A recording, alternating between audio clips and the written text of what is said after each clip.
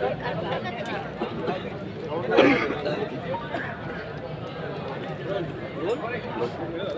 आहे, तुम्ही प्रश्न विचारण्याच्या आधी मी आपल्या सर्वांना सांगू इच्छितो, आपल्याला आठवत असेल परवाकडेच मी इथेच पोडियमवर येऊन सांगितलं होतं की मुंबईचे आमदार म्हणून नाही, आम्ही सर्वच शिवसेना उद्धव बाळासाहेब ठाकरे पक्षाचे मुंबईचे आमदार म्हणून आम्ही मुख्यमंत्री महोदयांकडे मागणी केली होती की कलेक्टर लँड ते फ्री होल्ड लँड करण्यासाठी जो प्रीमियम आकारला जातो ती पॉलिसी वाढवून साधारणपणे 1% आणावी, लोकांना गृहनिर्माण संस्थेना मदत होईल याची.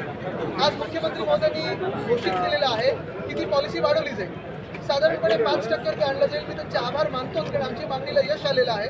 तरी देखील पुन्हा एकदा आम्ही प्रयत्न करत आहोत की 5% नाही तर ते 1% यावं, जेणेकरून गृहनिर्माण संस्थेना अजून मदत होईल. कार्यकर्त्यांनी मुंबईत कार्यालयाची तोडफोड केली. बघा, या राज्यामध्ये एक तर गृहमंत्री नाहीये, गृहमंत्री कोण आहेत अजून आता पताच नाहीये.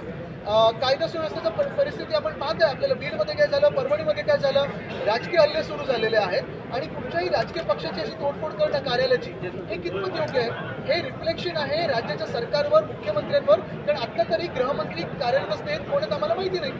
दुसरी गोष्ट म्हणजे आपण पाहताय की परवापासून म्हणजे जेव्हापासून केंद्राच्या गृहमंत्री महोदयांनी महामानव डॉक्टर बाबासाहेब आंबेडकरांचा अपमान केला, देशाचा अपमान केला, संविधानाचा अपमान केला, त्यानंतर देशभरात किंवा जगभरात त्याचे पडसाद उमटत आहेत, लोक आंदोलन करत आहेत, निषेध व्यक्त करत आहेत आणि तो निषेध कुठे ना कुठेतरी डायव्हर्ट व्हावं म्हणून त्यांनी ते आंदोलन आज केलेलं आहे.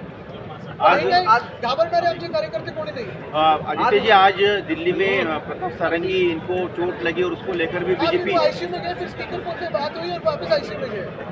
लेकिन मैं यही कहना चाहता हूँ, ये मैंने ANI पे देखा, मुझे सच क्या पता नहीं क्योंकि ANI बहुत सारे अलग अलग चीजें दिखाते रहते हैं, लेकिन एक ही बात है. एक मिनट,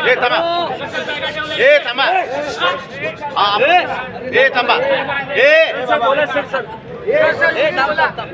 अरे शांत बसा रे. सर बोला, सर तुम्ही बोला, सर बोला, सर बोला.